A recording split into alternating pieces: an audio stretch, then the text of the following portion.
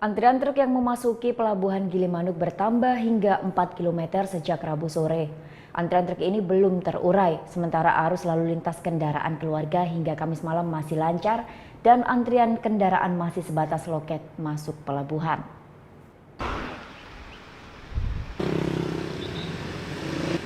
Sejak Rabu sore hingga Kamis malam, antrian truk semakin bertambah hingga 4 km.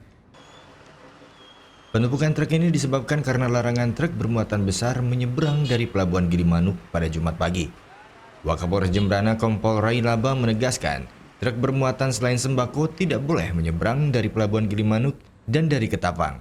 Truk yang diizinkan beroperasi hanya truk yang mengangkut sembako. Wakapolres Jembrana memprediksi antrian truk ini akan terurai pada Kamis malam hingga dini hari. Karena hari ini terakhir truk-truk yang pengangkut barang H-5 tidak sesuai dengan kebijakan, sudah tidak beroperasi lagi. Untuk antrian truk diprediksi mungkin sampai dengan malam hari ini mungkin sampai terakhir dari antrian truk. Sementara arus lalu lintas kendaraan keluarga hingga Kamis malam masih lancar dan antrian kendaraan masih sebatas loket masuk pelabuhan.